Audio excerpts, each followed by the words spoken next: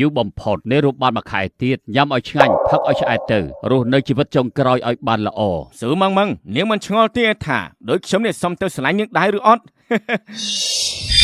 ហើយកុំទៅនឹងប្រគល់លទ្ធផលការងារឲ្យខ្ញុំរាល់ខែខ្ញុំទៅចោលនាងជុំមកហើយឥឡូវនេះត្រូវអរគុណនាងដែលបានជួយខ្ញុំឲ្យខ្លាយទៅជាមីក្រុមហើយនាងត្រឹមតែជាអ្នកក្រជូតជើងយើងចង់បោះចោលពីណាក៏បានដែរ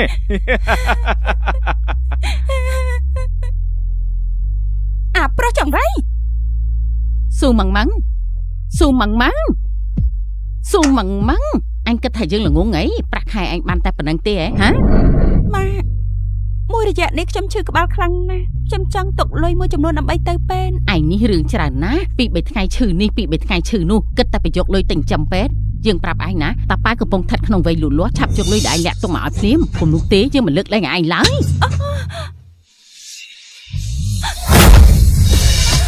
ហេតុអីបានជាក្រុមគ្នាធ្វើបាបខ្ញុំម្ល៉េះ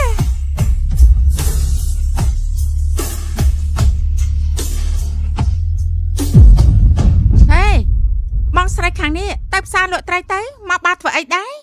មើលទៅនាងត្រូវមិត្តប្រុសទាត់ចោលហើយទើបមកស្វឹងលោឡានៅទីនេះមើលទៅរូបរាងនាងត្រូវគេទាត់ចោលសងមុខហើយបើឯងខ្លាំងសានិយាយម្ដងទៀតតើមើលយើងចង់និយាយអញហ៊ានធ្វើអីយើងហូបលោឡាទៅ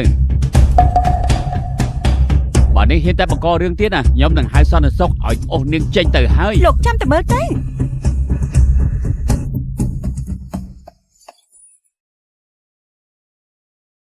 ខ្ញុំចង់ហៅប្រុសដែលសង្ហាបំផុតមកកំដរយកពីនេះស្រីស្អាតទៅចាំនៅបន្ទប់ VIP សិនទៅណាខ្ញុំបានទៅរៀបចំប្រុសស្អាតជូនហើយអ្នកប្រុសពួកតាចាស់ទាំងអស់នោះអាងតែខ្លួនមានតំណែងតំណងជាមួយលោកប្រធានហ៊ានបញ្ចុះស្រាអ្នកប្រុសយើងមិនទាន់ស្វឹងដល់ថ្នាក់មិនដឹងខ្លួនយើងនៅស្គាល់ផ្លូវទៅផ្ទះមិនក៏មិនទាន់មកដល់ទៀត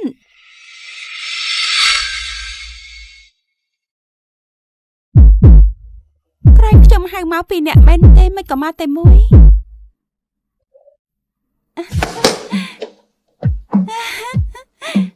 ម្នាក់ក៏បានដែរព្រោះថាគេសង្ហាខ្លាំង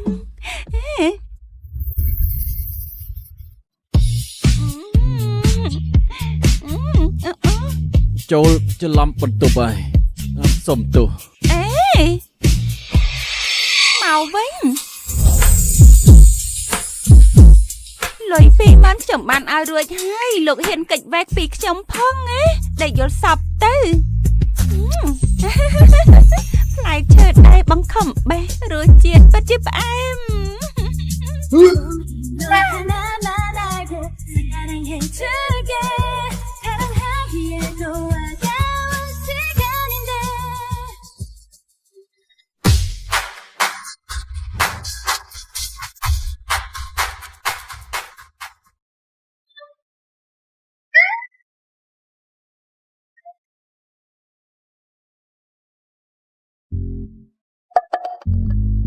មិនត្រូវទេ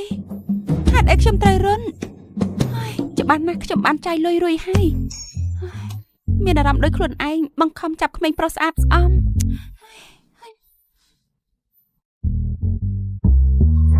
សួស្តីអ្នកប្រុសយប់មិញយើងមិនបានទៅបន្ទប់វិញទេហេតុអីឯងមិនតាមរកយើងក្រែងអ្នកប្រុសនិយាយថាស្គាល់ផ្លូវទៅផ្ទះហើយមែនទេឯងធ្វើមាត់មហប់ស្អីនៅទីនេះ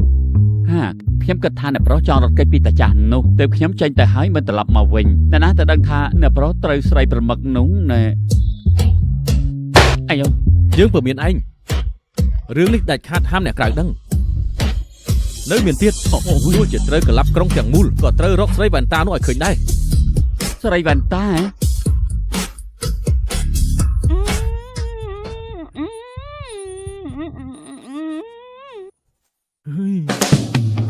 ស្រីម្នាក់នោះខូខើនឹងគួរឲ្យស្អប់ចាស់កំរិលក្រញ៉េរញ៉ៃជាស្រីខោកទៀតមិនធ្លាប់បានជួបនឹកឃើញកាលណាគួរឲ្យខ្ពើមដូចជាសត្វរុយអញ្ចឹងបើនាងជាសត្វរុយអញ្ចឹងអ្នកប្រុសគឺជាស្អីទៅនៅមិនទាន់ទៅទៀតទេឬចាំឲ្យយើងទៅរកដោយខ្លួនឯងបាទទៅ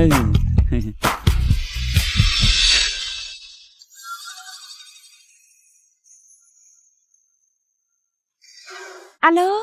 ម៉ងនាងទៅស្នាក់កាយណាហើយនាងហ៊ានដាក់ចោលការងារផងជឿថាជាងនេះក្បាលនឹងចោលទេ អូហៃហ្វាំងប្រុសចង្រៃប្រុសកំរួតយើងទ្រាំនឹងឯងមកយូរហើយឈប់ប្រុសដាក់យើងទៀតទៅឆ្លងណា នាងឈួតហើយបែបទេជឿថាជាង ហើយហ៊ានហើបគាត់និយាយទៀតខ្ញុំនឹងយករឿងលោកលួចឆ្នោតដៃខ្ញុំយកមកមាត់ទៅប្រាប់លោកប្រធានក្រុមហ៊ុនឲ្យផ្ទាល់ចាំមើលលោកធ្វើស្អីខ្ញុំ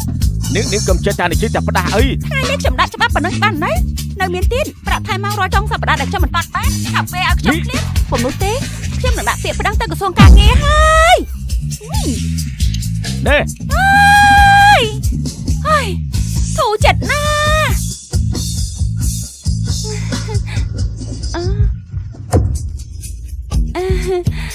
សុំសួរថានៅទីនេះមានសេវាកម្មកែសម្រស់មួយតួខ្លួនឬអត់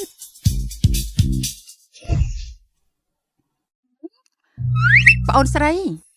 ចង់បានម៉ូតណាដែរធ្វើយ៉ាងម៉េចឲ្យដាច់ពីស្ថានភាពបច្ចុប្បន្នគ្មានបញ្ហាទេ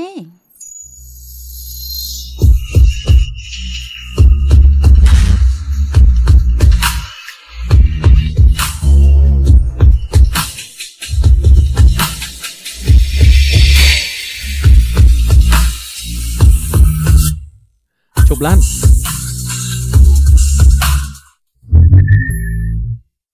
យ៉ាងម៉េចណាប្រុស យើងភ្លេចឯកសារនៅឯបាត្រឡប់ទៅយកវិញ បាន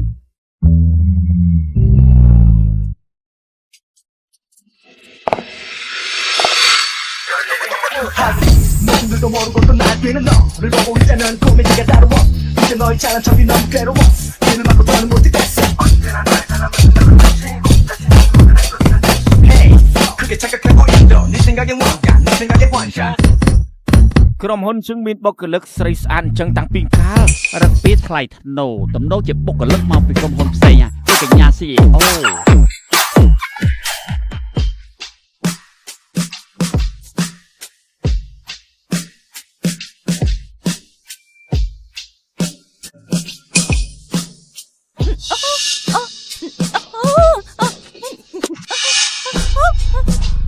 នៅមានមួយនេះទីនាងធ្វើបានអត់ហ្នឹងប៉ណ្ណឹងក៏ធ្វើមិនកើតដែរ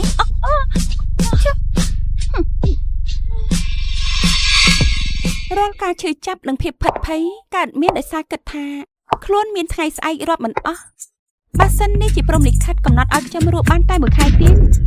លើកនេះខ្ញុំនឹងរស់ដើម្បីខ្លួនឯងម្ដង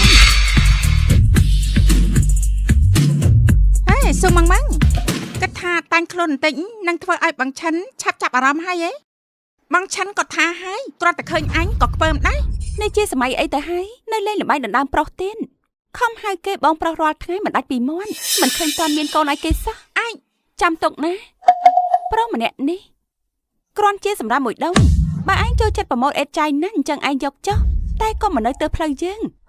មិនអញ្ចឹងយើងនឹងចាត់ការឯងដែលជាធំសម្រាប់នេះទៀតឯង ស៊ឺម៉ងនាងប្រហឹនដល់ម្លឹងផងបាទនាងព្រមសុំទោសណានានៅពេលនេះរឿងនៅថ្ងៃនេះចាត់ទុកថាមិនមានអីកើតឡើងខ្ញុំខុសរវល់តែឆ្លួននឹងស្រីម្នាក់នេះឡើងភ្លេចបំបាក់ថ្មិញនោះនាងឆ្លួនហើយមែនទេអូត្រូវហើយថ្ងៃនេះអ្នកទាំងពីរមិនបាច់ទៅប្តឹងអ៊ូហើយហ្វឹងទេនាំតែខាត់ពេលអត់ប្រយោជន៍ព្រោះថាថ្ងៃនេះយើងមិនលាឈុំបាទធ្វើការជិតចេញទៅផ្ទះមុនម៉ោងជាប្រមាថប្រធានផ្នែកឆ្លោះជាមួយនឹងមិត្តរួមការងារស៊ឺម៉ងមានរឿងអីដែលនាងមិនហ៊ានធ្វើទៀតទៅលោកគ្រូប៉ែនខ្ញុំនៅក្មេងយ៉ាងនេះមិននឹងអាចកើតមហារីកខួរក្បាលទៅហើយ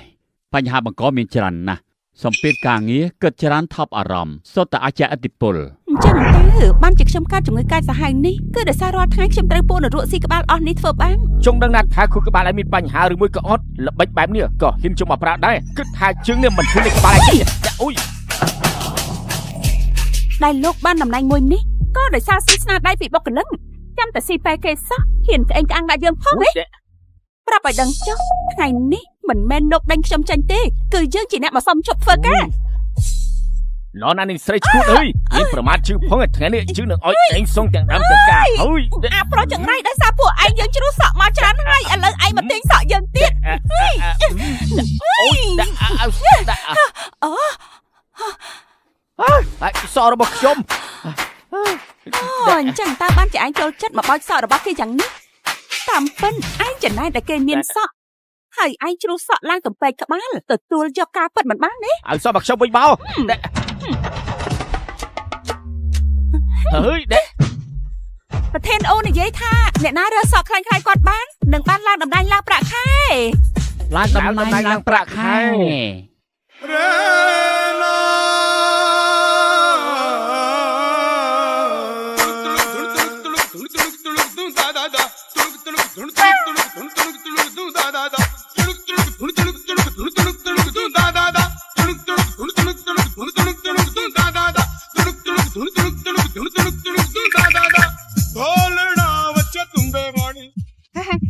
រធានអូ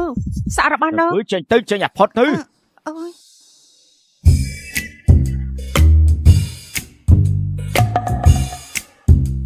តាមពិតគឺលោកប្រធានដែលតែងតែជួយមើលថែខ្ញុំតែគួរដើរហួរឬក៏រាក់ទាក់គាត់សិនក ូនសម្លាញ់ហេតុអីបានជាមិនព្រមធ្វើការនៅក្រុមហ៊ុនស៊ូគ្រប់ នេះគាត់កំពុងតែសួរខ្ញុំមែនទេ ប៉ាដឹងថាកូនមានកំណត់ផ្ទាល់ខ្លួនមិនចង់ពឹងផ្អែកទៅលើខ្សែស្រឡាយប៉ាក៏ប៉ុន្តែការបន្តវេនក្រុមហ៊ុនស៊ូគ្រប់គឺជាកាតព្វកិច្ចរបស់កូនមិនអាចគេចវេះបានទេ អញ្ចឹងតើបានជាស៊ូម៉ងម៉ងនៅសុកសុកហ៊ានតមាត់ជាមួយនឹងខ្ញុំការពិតទៅនាងជាកូនស្រីរបស់លោកប្រធានក្រុមហ៊ុន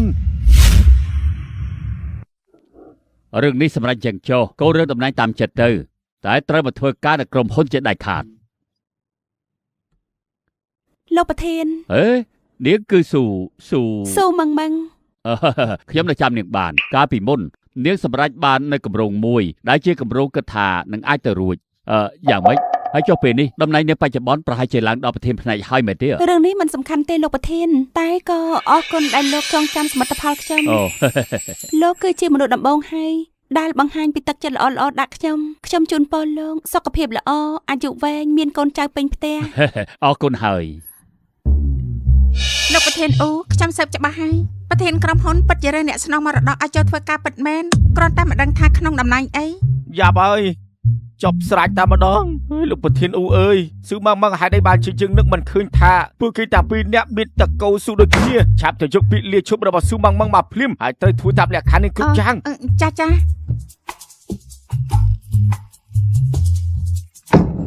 អ្នកស្នងមរតកត្រូវចូលធ្វើការនៅក្នុងក្រុមហ៊ុនចុះពាក់ព័ន្ធអីនឹងស៊ូម៉ងម៉ង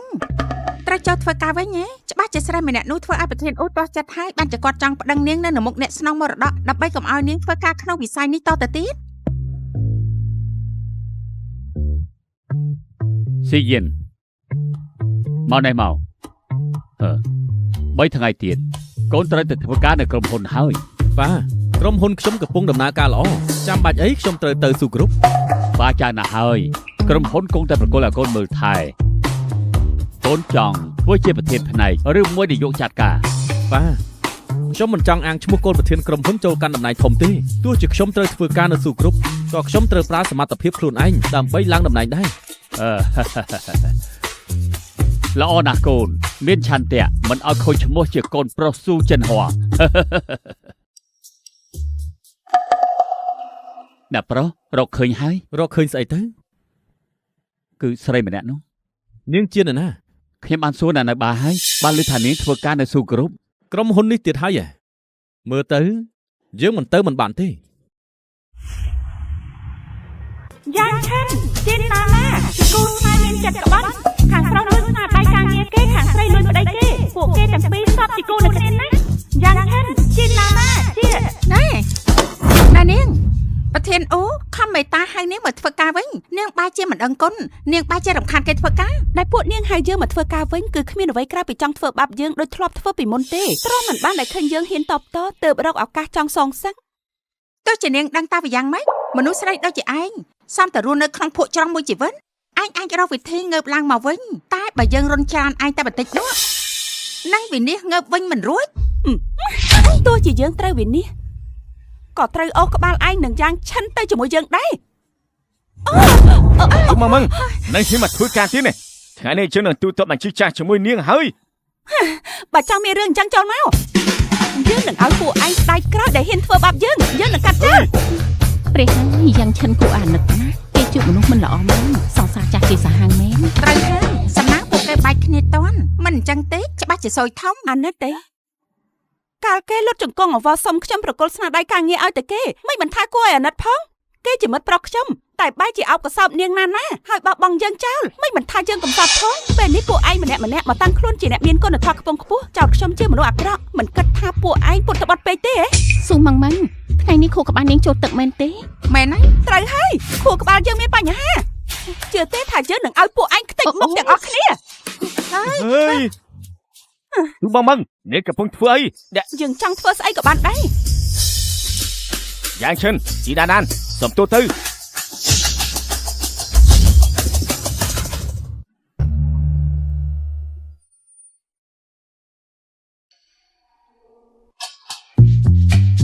ប្រធានអូ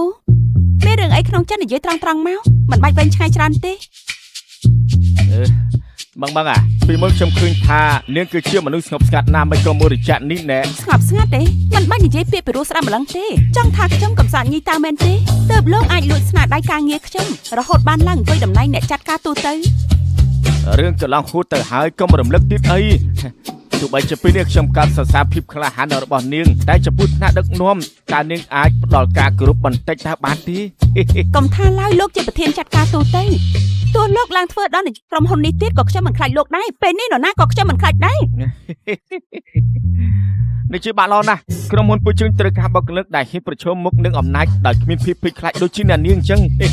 តាមការសម្រេចពីថ្នាក់ដឹកនាំជាន់ខ្ពស់ស៊ូម៉ាំងតំណែងបច្ចុប្បន្នរបស់នាងគឺជាប្រធានផ្នែកលក់យ៉ាងឈិននឹងខ្លាចជាកូនចៅក្រមបង្គាប់នាងប្រធានផ្នែកលក់មិនខុសទេពួកយើងជួលឋានដែលមានសមត្ថភាពដូចជានាងបើទៅធ្វើជាបុគ្គលិកធម្មតាគួរឲ្យស្ដាយណាស់ខ្ញុំមិនខ្វល់លោកកំពុងជិះរណ្ដៅកប់ខ្ញុំឬចង់ឡើងតំណែងឲ្យខ្ញុំមែនឬអត់ទេតែពេលនេះខ្ញុំមិនត្រូវការងារនេះទៀតឡើយមើលទៅគុណស្រីលោកប្រធានហាក់បីដូចជាចង់គំនុំជាមួយនឹងរឿងចាននៅឡើយទេអ្នកខ្ញុំសង្ឃឹមថាប្រធានស៊ូនឹងទទួលយកការផ្លាស់ប្ដូរនេះដើម្បីជាការប៉ះពើខ្ញុំស្នើសុំថ្នាក់លើជាពិសេសឲ្យដំឡើងប្រាក់ខែប្រចាំឆ្នាំឲ្យនាង5សែន5សែននេះនៅ5សែននេះគ្រាន់តែជាប្រាក់ខែគូប៉ុណ្ណោះហើយចំណែកការលក់របស់នាងកើនឡើង 2% បើចឹងមួយឆ្នាំអាចរកបាន1លានគ្មានបញ្ហាទេបើគិតបែបហ្នឹង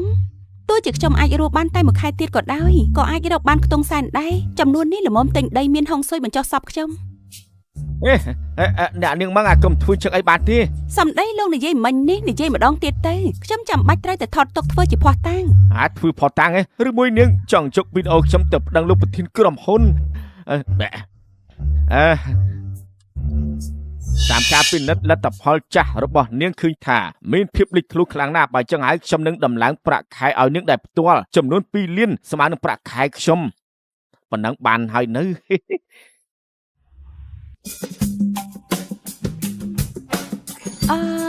ត្រូវហើយយ៉ាងឆាន់ម្នាក់នោះធ្វើការមិនច្បាស់លាស់ទេខ្ញុំចង់រើបុគ្គលិកថ្មីចូលធ្វើការបន្ថែមមានបញ្ហាទេគ្មានបញ្ហាទេគ្មានបញ្ហាសូម្បីតែបន្តិច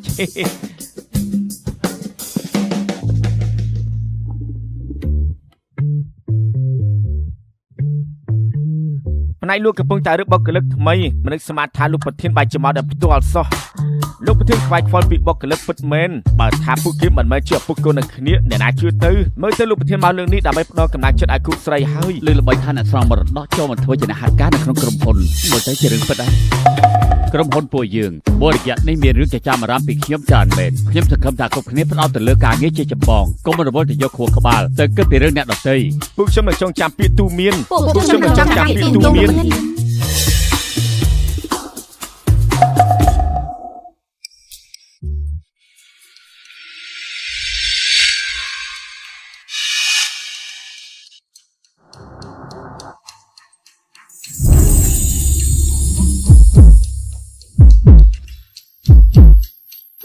បានជាប្រុសស្អាតនោះមកទីនេះឬមួយការងារនៅបាររកលុយមិនសូវបានតែបើមើលតាមរូបរាងនិងមុខមាត់របស់គេមិនដូចជាអ្នកអត់ការងារធ្វើទាល់តែសោះឬនេះក៏គេមកតាមទារលុយពីខ្ញុំ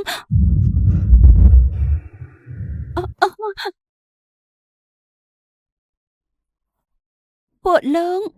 ណែនាំខ្លួនម្នាក់ម្ដងទៅសួស្ដីអ្នកនាងខ្ញុំឈ្មោះលីវវយវយមើលម្នាក់នេះទៅទំនងជាមានសមត្ថភាពរៀនចប់ពីសាលាល្បីកម្រិតអន្តរជាតិរៀនចប់ពីសាលាល្បីផងហីចាំមិនក៏ទៅធ្វើការនៅក្នុងបារទៅវិញខ្ញុំពិនិត្យមើលប្រវត្តិរូបលោកឃើញថាល្អណាស់ ហេតុអីសម្រាប់ចិត្តចង់ធ្វើការងារតូចទាបនេះទៅវិញ ខ្ញុំចង់ផ្លាស់ប្ដូរបទពិសោធន៍ អូតាមពិតគេចង់ផ្លាស់ប្ដូរជីវិតរស់នៅមើលទៅរឿងកើតឡើងនៅបានលើកមុនច្បាស់ជាធ្វើឲ្យគេពិបាកចិត្តហើយសម្រាប់យកគេ បាទ